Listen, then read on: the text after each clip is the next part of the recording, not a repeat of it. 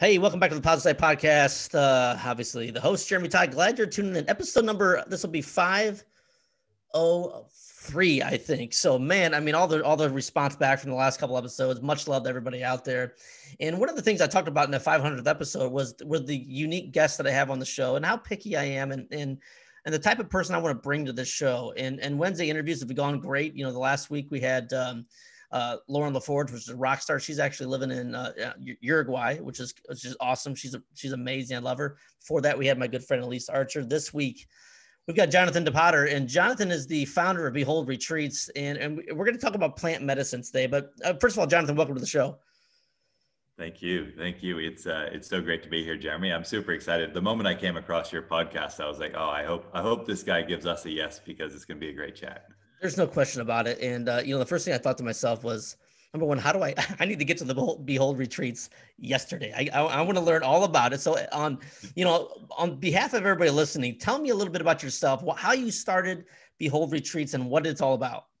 Yeah, sure. So I'll start all the way back. So I grew up in Hawaii, and Hawaii is such an amazing and beautiful place. But one of the unfortunate downsides is that there's a lot of heavy energy around substance use and substance abuse in Hawaii. And so growing up, we get fed that just say no narrative in school. And so when I kind of compared that to what I saw happening around me, it was just kind of like, yeah, these things align, just say no, stay away from this stuff. And so I grew up actually, my parents are spiritual, and hippies, but I grew up, I went kind of the atheist route. I went down the corporate world route, and I kind of rejected anything substances, new age, alternative, all of this sort of stuff. And so, 33 years then into my life, I wound up, taking a year out from my corporate life and attending a plant medicine retreat in Peru. And that really just, it flattened the whole house. Like, it really helped me recognize that I had just about everything wrong up until that point in my life. And so that was the beginning of a bit of a rebuild, to be honest. Yeah, it's interesting because when you talk about plant medicine, if you go back to when you were talking about we're growing up in Hawaii with the just say no, it was almost like a fear tactic to just scare you out of everything. And I think that's gone on from generation to generation.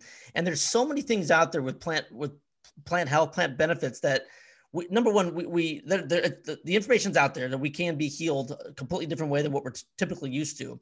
But I'm always a big believer that every possible ailment in the human body or in the human mind can be healed through some sort of plant of some sort of plant somewhere around the world. And I think, I'm not trying to, there's obviously there's a lot of different types of people listening to this podcast, but I think there has a lot to do with, cancer treatments, with depression, with pain, and the ego, and how do you, within the retreat, how do you apply plant-based medicine inside of the retreat? Yeah. So what we do is a little bit different than your typical retreat. So we do 3 weeks before the retreat itself, and then 3 weeks after the retreat itself. And that's really to help people get the big shifts. These retreat experiences are so overwhelmingly powerful. And I can share with you a little bit more about my own first and subsequent experiences, but they're so overwhelming that we really do need to do deep work before and after in order to get the most out of these experiences. But in terms of the actual retreats themselves, there's typically, for a week-long retreat, there would be 3 or 4 ceremonies. And that would be, we work predominantly with 2 different medicines. One is psilocybin, which is magic mushrooms. And then the second is with ayahuasca, which is obviously more popular through Central and South America. So, for each of those ceremonies, in essence, people set their intention for their ceremony. They come into it, they drink the brew, or they have the magic mushrooms. And then, the experience can last anywhere between 4 and, with ayahuasca, it can actually last up to even 8 or 9 hours, depending upon how sensitive you are. So you drink the brew, and then usually, or the mushrooms, and usually over the space of 40 minutes to an hour, you begin to feel the effects. And it's really, it's an opportunity. One of the descriptors that I love from one of our past advisors is these are non-specific amplifiers of the subconscious, right? So whatever's happening in your subconscious is going to be amplified. Now, generally speaking, there's so many things in there that we don't know about that are affecting our character and manifesting in our everyday life, that as these things are amplified, we can begin to see them for the first time and go, oh, there's something I don't like so much, and maybe I can get to work on that. Yeah, I am extremely fascinated with psilocybin. I don't know as much about ayahuasca as I probably should. Like you said, I've seen I've seen some YouTube videos and things like that. But one of the things I think is so true with psilocybin and taking something like that is that, again, you explained it way better than what I would, but there's all kinds of things in my head that I don't want to go out and take like an antidepressive depression pill or anything. I don't want to like chemically alter my like genes and DNA, and I don't want to get into that stuff. But again, it goes back to that plant thing and what I want to do. And this is what I think is a problem in the United States is that, the only place you can actually get, like a psilocybin or anything like that, that's actually prescribed, I think is only like maybe in Washington or Oregon, maybe. And I that has to change. There are so many benefits to it. And in Indiana, like I said, I don't know I want to do it. I mean, I want to 100% have, but I don't, it's hard to trust what you get from the streets, and I think this is where it goes back to legalizing all drugs and coming up with safe programs. When they legalize marijuana in so many states, you know exactly what you're going to get.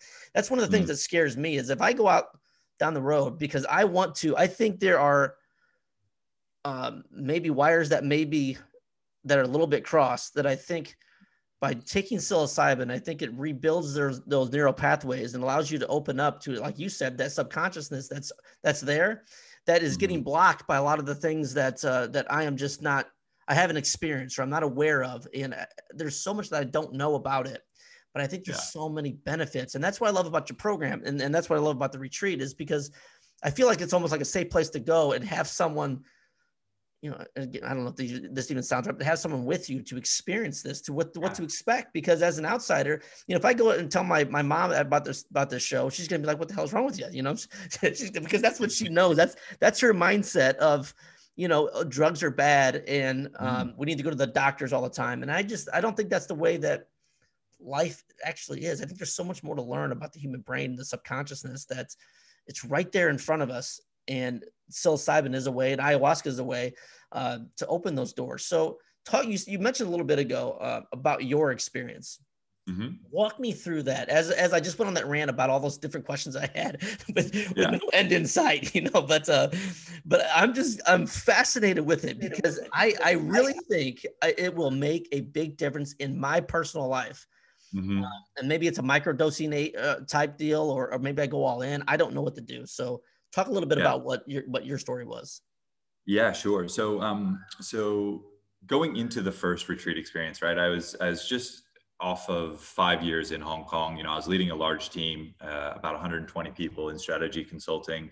And I remember one day just thinking, there's got to be more to life. There's got to be something more. Like, I was just kind of on the hamster wheel. And so I took a year off, went to Peru, and going into that retreat, I thought I had all the answers, right? I was an atheist at the time. I was, professionally successful, had pretty maybe high and mighty opinion of myself, a little bit arrogant, quick to frustration, a little impatient. And I think Hong Kong will do that to anyone in terms of quick to frustration. It's just such a fast-paced city. But anyway, the other dynamics that I'll share briefly is your typical Western brain going into one of these experiences. Number one, we've all been affected by intergenerational trauma, right? So our parents were traumatized. They've passed on trauma to us unknowingly, even if they're the most loving and caring parents. Like almost all children have experiences that when they do this work, you have experiences you relive from childhood. The example I sometimes give is, imagine you're walking in with mom with some groceries at the end of a long day. Bang, you drop the groceries, age 5, and mom goes, oh, you never get anything right, just get out of the way. Now, a child can't distinguish between that which takes hold in the subconscious, and that's just mom at the end of a bad day. That takes hold in the subconscious of a child. The next day, they're playing at school. They get the ball. What happens? That same tape plays back. You never get anything right, just get out of the way. Boom. child passes the ball. All of a sudden, that's become a pattern that has fundamentally changed the trajectory of the life of the child. Now, that's the most minor infraction that you could possibly imagine from on the parent's behalf. So that's one, is intergenerational trauma or early childhood traumatic experiences. The second is we're overwhelmed. There's so much happening in this world. There's just thousands of things happening every day that our brains have not evolved to deal with. And so we start taking basically shortcuts, neurological shortcuts in our pathways, which seems like a positive adaptive response, but those shortcuts actually become the superhighways. And so we all know people in our lives, like maybe it's your mom, maybe it's someone else, where if you were to present them with some new information, you already know how they're going to respond to that new information because the neural pathways have become so hardwired over time. And so we've actually done kind of damage to the software of the brain. The hardware is fine, but the software is just like short circuiting all over the place. And then the third dynamic is this thing called the default mode network, which is like, you can think about as this tightly clenched fist that's around your mind, that's been tightly clenched so long that you no longer even feel the fact that it's so tightly clenched. And so the default mode network is responsible for any thoughts that are I, me, my related, which turns out is about 100% of our thoughts. National Science Foundation has shown that it's between 12 and 60,000 thoughts that we have per day. Almost all of them about us, 95% of them are repetitive, and 85% of them are negative. So we're constantly thinking about ourselves. So these three dynamics, which are the norm for pretty much everyone, we just don't even recognize it. It's become so ingrained and so natural that we just don't even see this as it is. So that's your typical brain going into one of these retreat experiences. And so my brain exactly word for word what that is, man. I'm like thinking to myself, holy shit, this guy's like, is he looking right through me? I mean, this is real shit that you're telling me. I mean, that's exactly what because my brain just feels so intense and locked in every day. And there's so much shit getting thrown at me between social media, through work, through family, through kids, through outside sources, through the quality of food I eat, to the quality of air I breathe. I mean, there's so many things that are just flying in here. And that's why I think this is an opportunity to release all that, to actually get to my conscious self. And I didn't mean to interrupt you, but it was just so funny. Like, you were literally telling my life story. We're just, there's so much coming at us, right? Like Facebook's got 10,000 engineers that are just trying to get us to open this app, like right in this very moment, right? That's just Facebook. Forget everything else. Like, it's so, I mean, things are competing for our attention. Like we have just not evolved to deal with this, right? And so that's our brains going into one of these retreat experiences. Now, what does the plant medicine do neurologically? So it promotes neurogenesis, as you were describing before. So that actually creates new neurons for us. And generally speaking, I mean, the sensation of new neurons growing, to feel that across your brain is like, wow. I mean, you can really feel it. And as well as new neuronal connections, right? So our brain has become so compartmentalized that when you scan our brains in an MRI machine, what you can see is there's very few regions of the brain that are communicating with other regions of the brain, but they're communicating a lot. So that's a compartmentalization that's taking place in the brain. So what these plants do is they dampen down this thing called the default mode network, the seat of the ego, the clenched fist. And with that, what you can see in the MRI machine with a brain that's on psilocybin or ayahuasca is this massive, massive reconciliation between parts of the brain that normally do not exchange information. So, if you've got a guy who's like, I love my wife, and over here he's cheating on his wife, that's an example of a physically compartmentalized brain. Those are two thoughts that are being held physically in different places. And so if you were to decompartmentalize such a brain, those two thoughts cannot coexist in a congruent brain. It's just like, oh, I need to do the right thing because I'm only at odds with myself, in essence, which is just ridiculous. And so, that's a large part of what leads to these pretty profound experiences.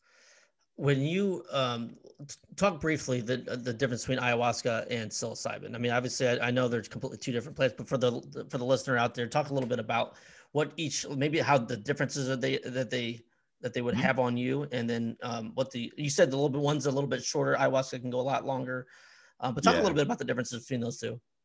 Yeah, sure.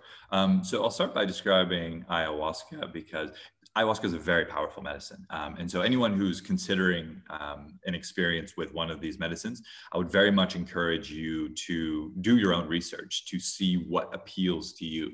I would describe ayahuasca as more of a full body, mind, and spirit sort of a medicine, which is not to take anything away from psilocybin, but the active, well, there's 463 compounds in ayahuasca, sometimes even more. So it's a very, very complex medicine. And it does a lot to detoxify the body, right? So there's often purging involved, physical, emotional, spiritual purging that's involved. It's a little bit harder on the body as well. So it does elevate your heart rate.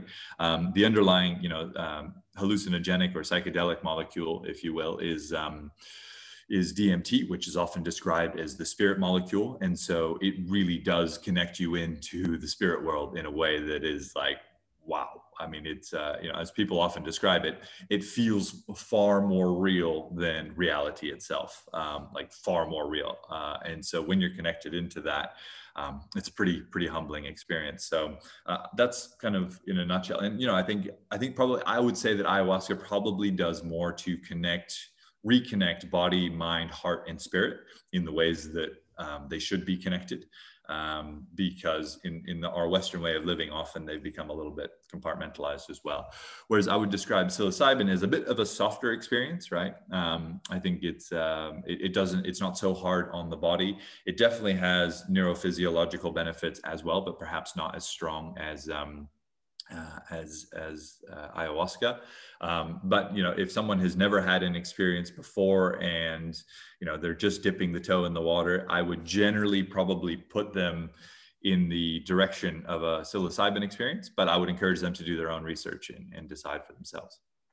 You mentioned you went, when you first started going out, you went down the path of being an atheist. Mm-hmm. Has your experience with psilocybin or ayahuasca changed that thought of being an atheist? Is there more out there? Now I've heard that, again, when you go into a different dimension, you're completely gone, but it almost makes you feel like there may be something else out there. I don't know, because I feel like I said, I haven't taken psilocybin since I was in high school, and I didn't know what the hell I was doing back then anyways. But I'm just curious, like, with your thoughts and with your experiences, mention an atheist. Are you still an atheist? If not, what are your beliefs? Yeah, so no longer an atheist, 100%. Okay. I mean, yeah, once you've been spiritually connected, and my first experiences were very, very challenging, right? So I was purging a lot because, to be honest with you, I was having a lot of fun during my years in Hong Kong, drinking a lot. So, working super hard, drinking super hard, and it was just kind of, that's the Hong Kong lifestyle, right? And so there was a lot of physical, emotional, spiritual purging and cleansing to be done. It was a very humbling experience as well, in terms of, I was shown the faces of all the people that have been close to me throughout my life. And I was shown how in certain circumstances I had done really amazing and beautiful things for them, and how in other circumstances I had really done things that were not so amazing. And so things that, made my mother feel pride, shame, or anguish, or, some of the lower level emotions, and on other occasions, pride and joy and all these, in love and all these other beautiful emotions. So it was a very, I was witnessing all of this as a third party. So I was actually watching myself interact with these other people. And you see things, when you see things that way, it's like, wow, okay, that's not exactly how I see myself, but that's clear as day. There I am, right? So there's really no hiding from that sort of experience. And so, yeah, I mean, the generally speaking, when people start this work, there's a lot of healing to be done, right? And sometimes people don't like that word, but that's the reality, is there's a lot of healing to be done. And then from that, then you get more transcendent and joyous types of experiences that really, allow you to connect into source, to the light, to God, whatever it is that you would like to describe it as. And there's just no question. You're like, wow, there is, when you have these experiences of universal love, or the interconnectivity of all things, or God consciousness. And I mean, you come back from that, and there's weeks and months of work to be done to relate that experience back into your everyday life, right? I mean, once you have an experience where everyone else is a reflection of your own self, then, flipping off the next guy in traffic just fundamentally doesn't make any sense, right? Yeah, right. Yeah. You mentioned DMT a little bit, and I've seen studies that DMT is obviously already present in the brain, and this is what goes back to some of these chemicals that are not chemicals, some of these plants, and like you mentioned psilocybin and ayahuasca. That I think it's part of our body. It's part of who we are as a human being. I think it's almost like I feel that everyone should experience something at some point in their life. So when you mentioned DMT, obviously being created already in the body, I think it's in the pineal gland, so the brain already produces that. I think I read a study the other day that actually your liver produces it as well. So it's already running through us. And I've heard studies, and this is why I ask you about the religious or the God question, because I've also heard that and I've never taken DMT or anything like that, at a higher level of DMT, but they say that since when it's in your brain, I've always wanted to ask someone like that, I always want someone to ask you this question or ask someone this question. But I may be way off, and I may be way wet. This is an amateur talking, but I've heard that the DMT, when people get ready to pass, the DMT gets released into your body, and it almost allows you to go on basically a trip to where it allows the body to pass over to the next level easier. Does that make sense at all? So some people say that I saw the light. Mm-hmm. Maybe they didn't see the light. Maybe their body's just allowing themselves to pass to the next level peacefully, without having you be scared of dying. Does that make sense? 100%. Yeah, absolutely. And, there's, in Canada, they've now approved this work for palliative care, right? So people who are in the late stages of cancer or, approaching the end of their lives. And once you have a ego dissolution or ego death, as it's often described, you're no longer afraid of death itself, because you know that each of us are eternal, and so you'll just be passing on through into the next evolution that you have in front of you. And yeah, I mean, I've even heard, this story is pretty far out there and people have different perspectives on this, but I've heard one story whereby someone who was working with iboga, which is a very powerful plant medicine from Gabon, in Africa, they made so much progress. Like, you never hear of this, right? So in one ceremony, this guy cleared all of his current life karma, all of his past lives karma, and he could count them and iterate them out. And he basically cleared all his karmic lineage, right? And through that experience, he then, at the end of the ceremony, he said, that was amazing. And I'm done. And about a month later, he meditated out. So conscious meditation, and left the body. That is fascinating. And there's just so many, you hear so many things. It's hard to like line them all together, but what happens after you die, with different beliefs and things like that. And, when you mentioned clearing all the karma, I've heard that one of the reasons you come back is to actually, time after time, is to clear the karma that you've already in a past life. And almost so for me in my personal situation, I probably drink a little bit too much than probably what I should. But I think that is one of those karma things that maybe in my past life that I have to learn how to shake that free. And that's why I feel like what you're doing is so powerful and so important, because I think that is a way that would make it easier for me to kick, and I want to say a habit, but it's a drug, it's an addiction. And I think that would open my mind to be able to clear that completely out and not have that need for that. So that's why I've always thought that that's why I'm having you on the show, because I think that would work for me. And I've tried all kinds of different things, and I know it's not good for me at the end of the day. And again, I'm not going out and getting smashed and DUIs, and I'm not doing anything crazy like that, but it's still, it's a poison that's in my system that I want to let it go away. I want I guess it goes back to the ego. I want that ego to release that and release that addiction to the alcohol. And then what scares me, and this is what's so interesting about the psilocybin part of it, is after, if that gets released, then what pain am I hiding behind that alcohol and behind that ego that I can't even see? It's a little humbling and it's a little worrisome, but it's also really, really refreshing. And that's why I think, again, I go back to it. That's what I think what you're doing is so important. And I don't think people realize the power of of psilocybin, of ayahuasca, or DMT, or all these other things you could possibly take to expand your consciousness to actually see past the bullshit that's you go back to that locked in brain. You got to be able to see past that, and I think that allows you to do it. And that's, I mean, I want to do it because I just think it would, you know, again, I've been talking for a while now, but I have you on the show, but I want to interview you. But these things just go through my head, and I'm just like, man, I just don't believe in any of the other bullshit that's out there. Like, oh, Jeremy, just do this or just do that. All these things I can do, but if I don't actually attack what's actually in my brain, to check the ego at the door and see what else is there, I don't think it doesn't matter what I do. I think it's always going to come back. And I think that that's where this plant medicine is going to come in. I think this allows me to kick those doors down and actually see what's behind door number one. And you know, door number one could be crazy. I might have to slam door number one, see what's behind the door number two. But I just think trying something different that is been around for centuries and centuries and centuries, yet within the last 50, 60 years, we demonize things like this, which is ridiculous and silly. I think we need to promote this message more. And that's why, again, what you're doing is so powerful and it's so amazing. And people need to look into it for sure. Awesome. Awesome. And look, Jeremy, I'd be super excited to support and guide you on this journey. And, you know, the easy part, once you kind of have a first powerful experience with the right sort of guidance, and we can come more to the mental and emotional side. Now you got a guest here. Yeah. Check out the chain we just put on him, looking super gangster. Thug life.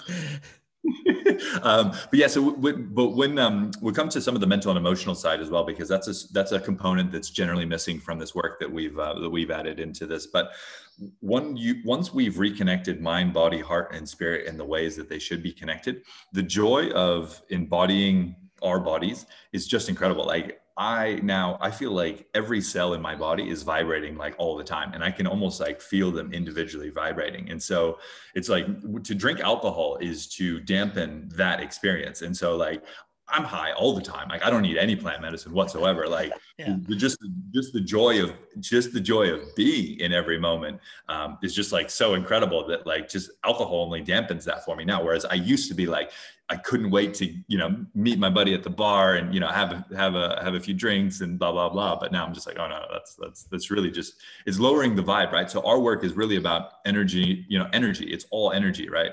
And so the work is to elevate consciousness, which is your vibrational frequency. And so the more we understand ourselves, the more we go deeper within our own being, is the more that we understand what we are not. So we begin to peel these layers away, and there's so many layers of what we are not, right? And we've got all this identity and past karma and trauma and blah, blah, blah. So as we peel those away, our vibration just naturally lifts, right? Our things in our mind, body, heart, and spirit begin to connect in ways that are indescribable. And to feel these sensations, I mean, they really can't be reduced down to natural language. It's just so powerful to feel like, wow, like everything in this is what it means. Like, this is what it should feel like to be human. Like, wow, this is it. Well, yeah. And I think that's exactly what I've been missing. I really truly believe that. And it's the stereotypical thing that when I mentioned to anybody, my friends, what do you think about psilocybin? Oh man, I can get you some shrooms. I'm like, man, I don't want to go to the ghetto, you know, the kid down the street and grab these things. I think that's dangerous, and I don't know what the hell I'm getting, and I don't want to get any of that stuff. I want something that's about as good as and pure as you possibly can get, that from somebody that I know, like, and trust, that loves me just the same, that doesn't want anything bad to happen to me. You know, I think that's important too. That's why the experience for what you're doing there at Behold Retreats is so important. Obviously, this is some sort of a leadership podcast. it's like evolving. More episodes I do, it's like evolving further and further away from leadership podcasts. But what do you do? Like, I know you work with leaders from all around the world. How can psilocybin and ayahuasca benefit leaders in companies? Yeah. So I'll start by saying, because I think you touched on something so important there, which is that plant medicines in of themselves are neutral. They're not positive and they're not negative. So if you look at any sort of psychedelic scene, right, it's not necessarily, that is not a picture of a thriving group of human beings, at least not by my definition, maybe by some others that are listening. But like, psychedelics in of themselves do not provide any guarantees in terms of positive outcome. And I think that's super important for people to understand. And And as this topic gets more and more popular, it's important that people gravitate towards that. The most important thing is how you use them. So what's the motivation? What's the intention? As you say, the supply chain, the energetic supply chain that actually sits behind the medicine is super important. And again, this is something that is completely overlooked today. Yeah. But I think the science will catch up here, right? I'm super optimistic about that. And so, yeah, what we do is, so what's often happening with people who are big psychedelic fans and still have their life in tatters, if I may describe it, which is super common, right? You meet a lot of people who are super pro psychedelics, and you take one look at them and go, I'm not doing that. Yeah, exactly. Right? So there's a gap here, right? There's a gap, and I'll just rattle through a number of the gaps that I've come to recognize over the years, because I was making mistakes in this space. Honestly, I was making mistakes for years, and so I was lucky enough. I found some real experts in this space that really took me under their wing and educated me.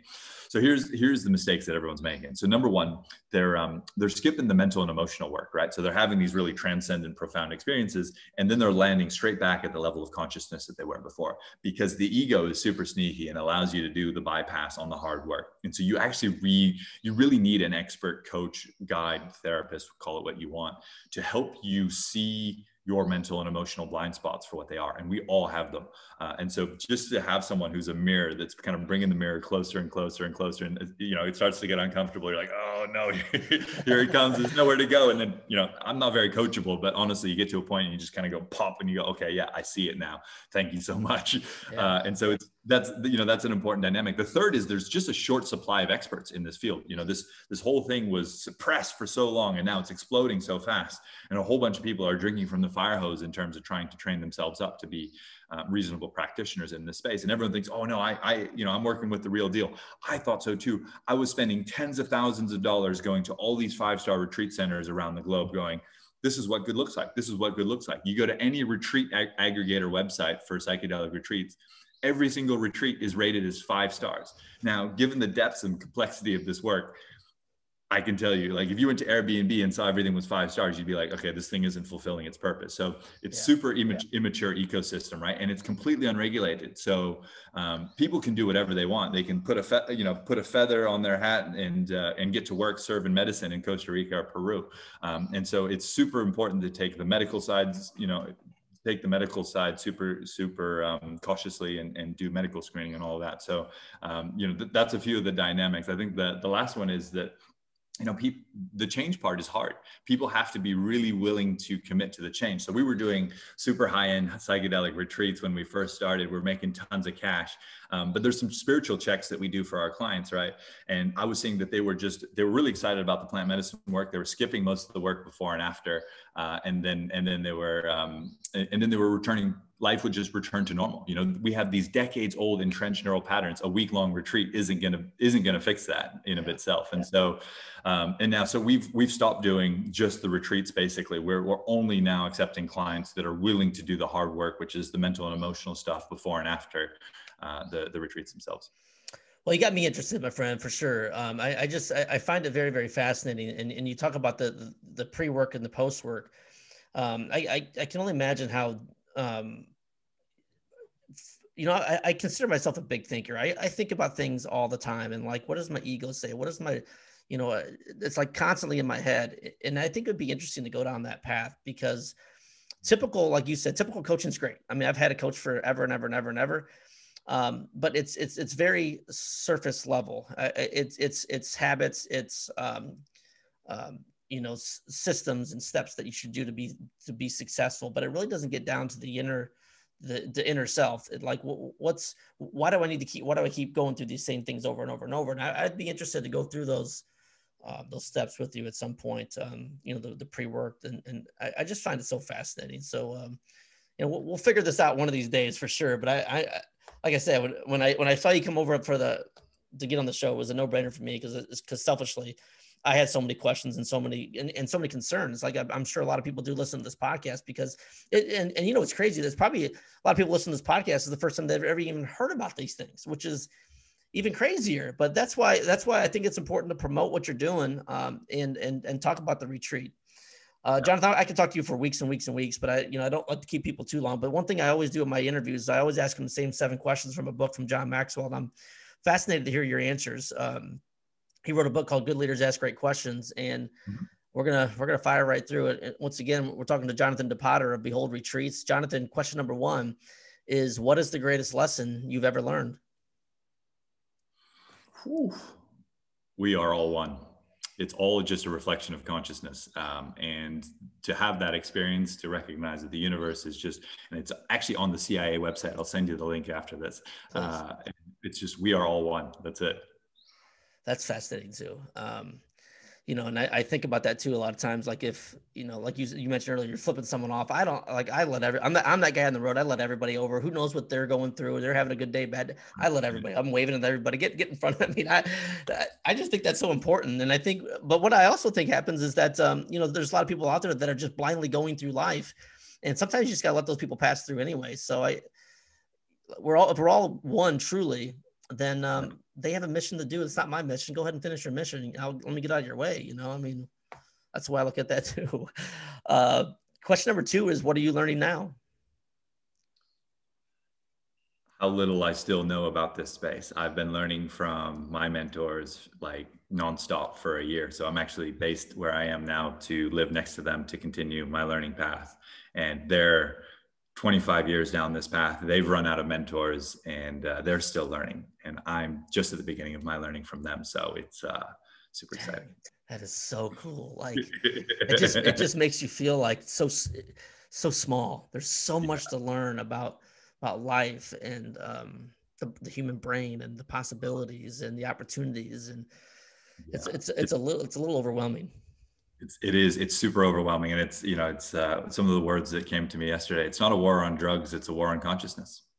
100%. I couldn't agree more. I think, I think our society right now is less conscious than it's ever been.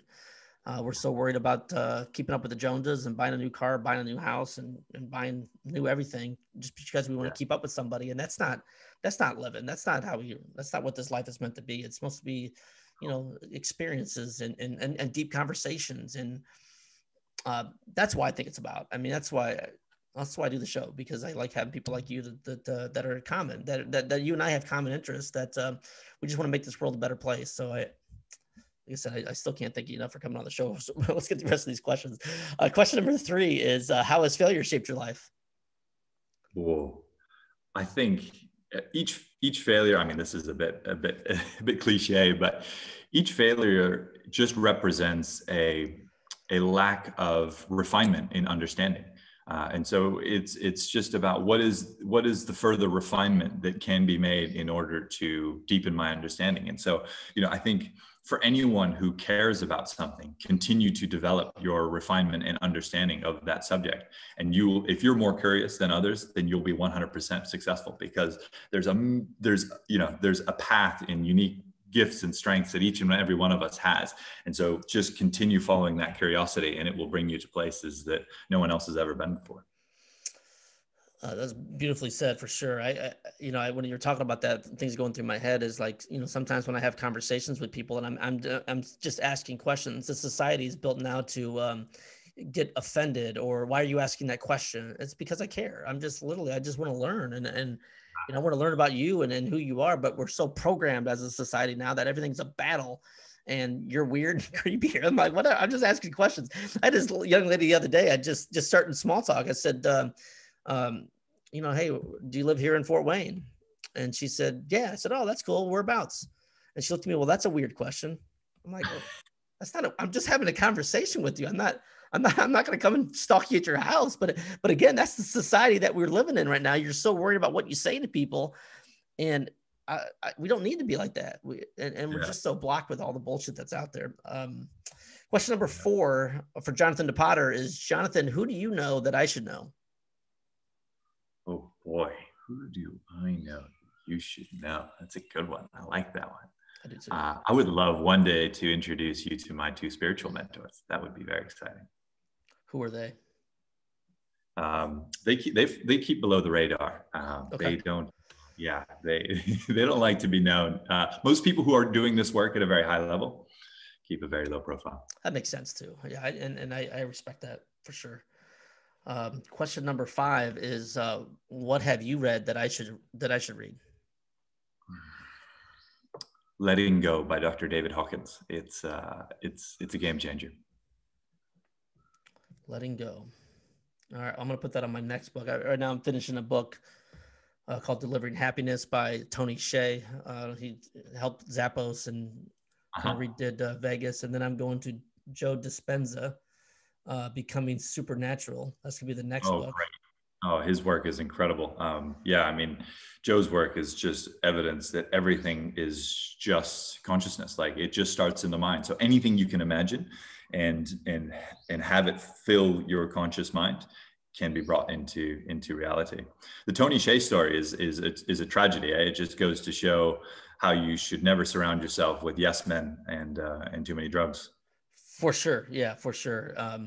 You know, and you know, the way the book starts is it's brilliant mind and wanting to, you know, have a culture, and talks a lot about that. But I know the end of the story, it's not the best story. But who do you said Letting Goes by who? Dr. David Hawkins. It's the work that he has done is it's been overlooked, but I think it will come roaring back in years ahead. He's basically mapped out the levels of consciousness, which is a reflection of our own understanding, and each emotion has a associated level of consciousness. And it's incredible work. I can't wait to get that. Yeah. So Joe Dispenza and then Letting Go. I mean, that's kind of a killer 2 books right there. That's going to be exciting. Question number 6 is, what have you done? And I don't even know why I'm asking this question because I already know the answer. What have you done that I should do? Move to Thailand. I should do that for sure. What's the, you know, I've got 3 homeschool kids, you know, they're down to move. I mean, hey, why not? We're minimalists. Look at that. You're way ahead of the curve. Like, homeschooling kids is that's the ticket. It's a trip. And, you know, we were homeschooling before homeschooling was cool, you know, we're the cool ones now. That's great. Final question for Tony, or for Jonathan DePotter is, how can I add value to you, my friend? You know, we're just getting started. So if there's anyone that you know, COVID has taken a toll for us. You know, my friends have had a good laugh me launching a travel dependent business at this time. So, but we've been building. We've got an incredible network of people who can facilitate the most life-changing experiences. So, if you've got any people or people who know people who could be interested, we're ready to help at a larger scale. You know, if I go back to who do I know that you should know, I have a friend of mine that was on the show. She is in New Zealand, and I'll make sure to connect you guys. She's a sweetheart. She's amazing. But I'll connect with you guys for sure. But yeah, you know what? I'm gonna promote the hell out of this podcast because I think it's super, super important. I think it's powerful. I think it's not talked about enough. And again, it's got a bad bad connotation too. And doesn't, it's so silly. It should be the completely opposite side of that. This is extremely powerful work that you're doing, and I really appreciate you doing it, and I really appreciate you coming on the show. Tell everybody around the world where they can find you. Yeah, one thought just came to me now, just before I buzz off. As people are trying to find their experiences, don't ask about the experiences themselves. Ask about the transformation that's taken place in the life of the person, right? So forget the retreat, or forget the ceremony, or forget that. Ask where they were before they had their ceremonies or retreats, etc., and ask where they are now in terms of their health, in terms of their passion for work, relationships, all of that stuff. Don't look at the ceremonies themselves, because we don't know what good looks like. That's the truth. So ask about the transformations. You can find us at behold-retreats.com or on Instagram at behold_retreats. Yeah, come through and you'll have a chat with me or one of my team. Well, like I said, you're changing lives every single day, and I think it's I think you're right too. I think this is only the beginning. I think as we enter this new world of those craziness that we live in, I think people are looking for a different way of life. I think it's just too much for people, and that's I think that's where you get the stresses of depression, of suicide, of cancers, of anxiety issues, and I think it gets more and more pronounced. And then I think we're just gonna I think we're going that way now. Is we're going to hit a wall, and we're like, I need something else. What I'm doing is not working, and that's what you're doing is so powerful. And then hopefully, I know it's going to continue to grow. And I'm proud of you and your team for doing this and coming on the show and sharing your story. So, my friend, thank you so much. I appreciate you. So once again, hey, make sure you check out Jonathan DePotter over there at behold-retreats.com. Follow him everywhere. If you got questions, obviously reach out to him. I'll have his email in the show notes. I appreciate you listening as well. And if you get, like I said, follow him, subscribe to the YouTube channel after you watch this video, because we're going to continue to follow up with this and have more powerful guests, just like Jonathan DePotter on the show. But, I say it on every single episode. Appreciate you listening. Appreciate you watching. You've got greatness within. Like always, this is The Positive Side.